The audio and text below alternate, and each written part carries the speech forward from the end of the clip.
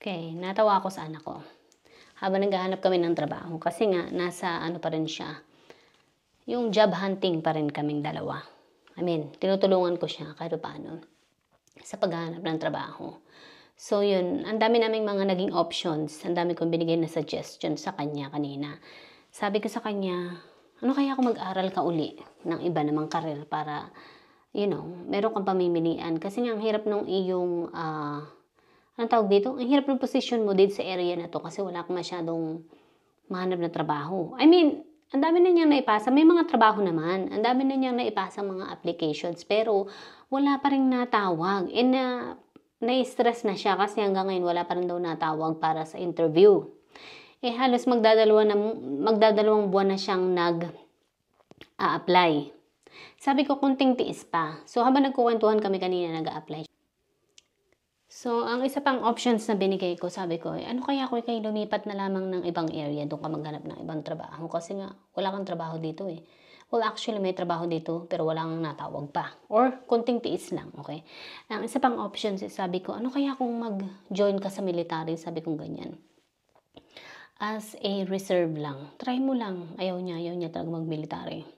Sabi ko, reserve naman yun. Ang reserve, maikli lang yung taon. Merong 2 years, merong 4 years. And then, pag ayaw mo nun din, umalis ka na. Pagkatapos ng 4 years or 2 years. Ayaw niya talaga. Tapos sabi ko, okay, another options. Ano kaya kung ikaw ay mag-apply dun sa ospital, ganyan, ganito, ganyan.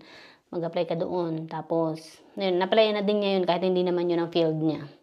Tapos sabi ko, isa pang options uli. Ngayon, nag-uusap kami. Sabi ko, ano kaya kung mag-CNA ka? Ayaw mo ba nun? Sabi ko sa kanya ganun. Sabi niya, anong CNA? Sabi ko, yung trabaho ko dati. Sabi ko sa kanya, yung naghuhugas ka ng puwet ng mga matatanda. Pag tumais sila, linisan mo sila. Yung papalitan mo sila ng diaper, paliliguan mo sila. Ganyan. Sabi niya, ew, I don't like that. I heard the story. Sabi niya ganun. Narinig ko yung mga kwento mo noon tungkol dyan sa trabaho mo. Hindi yun ang aking, no. Ayoko ng ganong trabaho, sabi niya ganon. Alam ko, meron talaga mga tao na ayaw ng ganong trabaho. Depende kasi sa inyo. Sa akin, wala namang problema talaga yung ganong trabaho. Hindi ko naman problema talaga na maging CNA or patient care tech. Wala sa akin yun. Ang problema sa akin yung mga ugali nila talaga, kaya hindi ako tumagal. Yun talaga yung naging problema ko. Hindi naman talaga yung mga matatanda na inalagaan ko. I don't mind. Tulungan sila, paliguan sila. Wala sa akin yun. Naka 8 months nga ako dun eh. And wala naman akong naging issue sa kanila. Yun lang talagang naging issues ko is yung mga ugali nila, at saka yung mga family members, ugali ng family members, at saka ugali ng mga katrabaho. Yun ang hindi ko kinaya. Kaya tumigil ako. Kaya umalis ako. Pero kung siguro nalampasan ko din yun, makakaya ko rin yun. So sabi ng anak ko, ayoko. Hindi ko gugustuhin yan. Pero sabi ko sa anak ko, alam mo, maganda yun kasi pwede ka nilang pag-aralin and then babayaran nila yung pagda-training sa'yo and pag-aaral mo. Ayaw mo nun? Ayaw niya talaga. So, yun. Balik ulit kami dun sa kanyang options ulit. Ayun, apply na naman siya and wala pa rin siyang makuha. Wala pa rin mga natawag talaga na mga interview. Wala din nag-email. So, parang nauubusan na siya ng pananampalataya, ganyan. Sabi ko, konting tiis na lang. Magkakaroon ka rin ng trabaho. Darating din ang time na magkakatrabaho ka. Yun. Kaya lang, ang naiipit siya dun sa kasi nga, hindi siya makakagraduate kung hindi siya makapaghanap ng trabaho at hindi makakapagtrabaho. Sabi ko, nandun din yung point na parang gusto na namin sumuko. Sabi ko, no, kahit pabayaan mo na lang yung pinag-aralan mo. Kaya lang, hindi ka nga makakagraduate. So, saka ka na lamang gumraduate siguro. Sabi ko sa kanya ganyan, magtrabaho ko na lang kaya muna ng ibang trabaho. Gusto mo bang mag-apply dun sa trabaho ko, ganyan. Diyos ko, ayaw din naman niya ng trabaho ko. Ang daming pili nitong anak ko. Ayaw niyang mag-cashier dahil takot daw siyang mawak ng pera. Yung trabaho ko kasi is hindi lang siya cashier, pangkalahatan na. Pero mostly talaga is kasama doon yung cashier nga. Ayaw niya nun. Kasi sabi niya, ayoko nga, hindi ako mag-ano sa cashier. Sabi ko, oh my God. Talagang gusto niya lang mag-focus dun sa kung ano yung pinag-aralan niya. Yun. Pero sabi ko, minsan kasi, kung hindi umaayon talaga yung pinag-aralan mo, talagang kailangan mo magpalit. Yun. So, yun. Tapos, ito pa ang pinakang, niya. Sabi niya parang nawawala na siya ng pag-aasa. Sabi niya parang hindi na ako magkakatrabaho. Parang gusto ko na yatang sumuko. Sabi niya ganun. Sabi ko sa kanya, Eh, sige sumuko ka para hindi mo masustentuhan yung sarili mo pagdating ng panahon. Hindi ka makapagtrabaho. Sa palagay mo ba kami, paano kami nakarating dito sa posisyon na ito? Paano kami nakarating dito sa ganitong katayuan? Ako, kagaya na lang, for example, ako, alam mo ba na nagsimula din ako sa wala? Ikaw, mabuti nga, hindi ka nagsimula sa wala. Ako nagsimula talaga ako sa wala. As in, ikaw may choice, maganda yung choice mo. Sabi ko sa kanya, ikaw may options ka, maganda yung sitwasyon mo na pwede kang hindi magtrabaho muna. You have backup, nandito kami. Kumbaga, meron kang matitirahan, meron kang masisilungan, hindi mo kailangang bumayad ng bahay, hindi mo kailangang bumayad ng kuryente, ng tubig, ng pagkain o kung ano-ano pa kasi lahat yun ay provided sa iyo. Pati gas mo, 'di ba? So, napakaswerte mo kasi ako nung time na yun sa palagay mo, ako ba nagsimula ako na meron ako ng lahat ng 'yan? Sa palagay mo ba ako meron ba akong backup nung time na 'yan? Nung nasa edad mo ako, wala. Sabi ko sa kanya gano'n. Wala akong backup nung time na nasa edad mo ako, kundi ang backup ko ay sarili ko, okay? Kinailangan kong porsigihin ang sarili ko na makatapos ng pag-aaral ng high school. Dahil nga, yun lang yung tanging kong naisip na paraan na magiging panlaban ko. High school, at least high school, di na nga ako nangarap na magtapos ng college kasi nga, hindi ko kaya. Yun, maganda na lamang at napunta ako dito sa Amerika dahil kahit paano dito sa Amerika is nakapag-aral-aral ako ng mga kung ano-ano. So yun, marami akong natuklasan dito sa Amerika. Anyways, yun nga, nung nasa Pilipinas ako, sabi ko sa kanya, kung ipagkukumpara mo yung sitwasyon ko sa sitwasyon mo, napakaswerte mo dahil ikaw, sabi ko nga is, meron kang masasandalan pansamantala. Hindi kagaya ko noon na wala.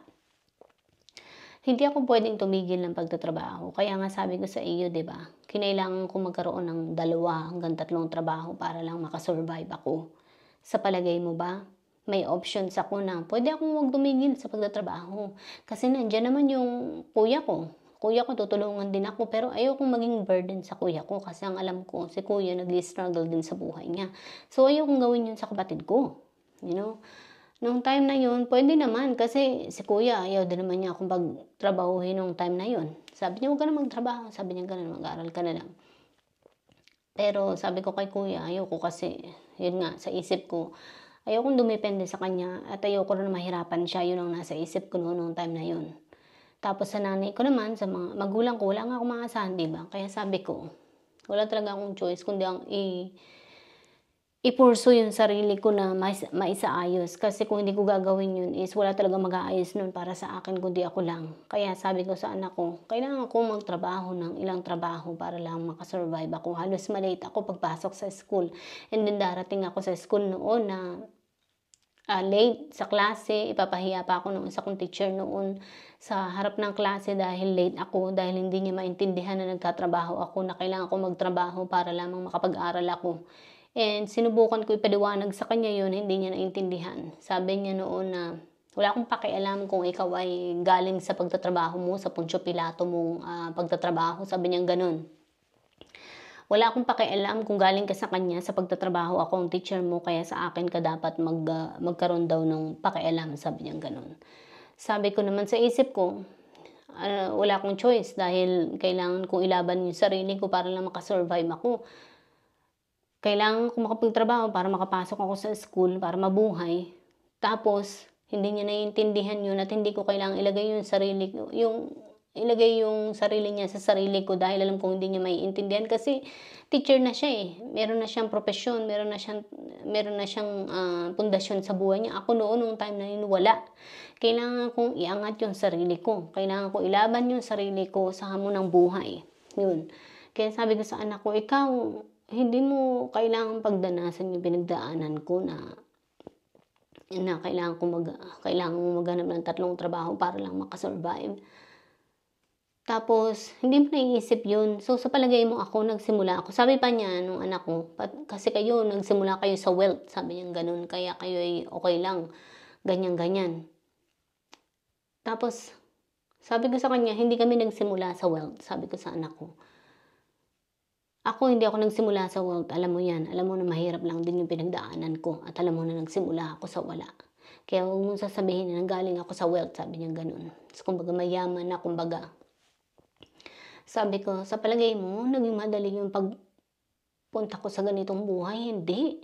Hindi naging madali yung kung ano yung meron ako ngayon, kung ano yung buhay na meron ako ngayon. Akala mo ba, basta lang akong dumaan sa magandang buhay? Akala mo ba hindi ko pinagdaanan yung mga struggles nung bata pa ako? Diyos ko, ang dami kong struggles na pinagdaanan. Halos parang dumaan ako sa butas ng karayom noon para lang makasurvive. Tapos sasabihin mo na ako nanggaling sa maayos sa buhay, kaya ganito ganyan. Hindi. May mga trabaho akong pinasok sa buhay na ayaw ko, pero binanintigan ko kasi kailangan kong magtrabaho. Kahit ayaw ko ng trabahong yun, katwiran ko sa isip ko, kailangan ko dahil yun ang trabaho. Yun ang makakatulong sa akin para makasurvive ako sa buhay, sa pang-araw-araw ng pamumuhay. Kaya pinasok ko yung mga bagay or mga trabaho na hindi ko pinangarap. Hindi ko naging panaginip na pasukin, pero pinasok ko. Nagtiis ako ng ganun ng mga ilang taon para lamang makabangon ako. Ganun ang ginawa ko. May mga, sabi ko nga, marami akong mga desisyon sa buhay ko na hindi ko ginusto. Pero pinasok ko dahil ngayon lang yung tangi kong paraan. So ikaw, kaya nga ikaw, sabi ko, maswerte ka dahil meron kang ganyang option. Nandito kami na hindi mo nga kailanganin pagdaanan yung pinagdaanan namin. Kaya nga, gusto ko na open sa mga mata mo yung pananaw na yun na kung minsan, kung wala kang choice, kailangan mong mamili ng ibang options. Hindi pwedeng doon ka lang sa isang options. Hindi pwedeng doon ka lang sa isang, halimbawa, doon ka lang nakapokus doon sa attention na yun. Hindi pwede. Kailangan marami kang pagpipilian. Kung halimbawa nahihirapan ka lalo na sa kaperahan, kung wala kang ibang maaasahan, anong iba mong options? Di ba wala? Kailangan mong mamili. Ako wala akong naging ganong options sa time na yun. Kaya kailangan kong dumiskarte, magtrabaho, magpaalila sa iba para lamang mabuhay ako. Ginawa ko yun. Sabi ko, hindi ito ang pangarap ko. Pero pansamantala gagawin ko muna. Dahil alam ko na pagdating ng panahon, maayos ko rin yung buhay ko. Kailangan ko lang ito temporary para lang mabuhay ako. Temporary lang itong mga ginagawa ko para lang makaipon ako, para makahanap ako ng trabahong gusto ko. At para lang maayos ko at magkaroon ako ng buhay na pinapangarap ko. So yun ang ginawa ko. Sa mga maiikling panahon, ginawa ko muna yung mga bagay na hindi ko gustong gawin sa buhay ko dahil yun lang yung options na nasa harapan ko. Or yun yung mga options na dumarating sa buhay ko. Kaya yun ang pinasok ko. At sa buhay, yun ang kailangan mong i-discover. Okay? Kung wala ka ng options na nasa harapan mo, kailangan mong mamili ng ibang options na nasa paligid mo.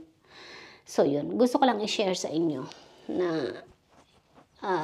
yung mga naging namin ngayong araw na ito sa paghahanap ng mga trabaho. Yun. Hopefully magkatrabaho na siya para hindi siya na-stress. Yes. Alright. Bye.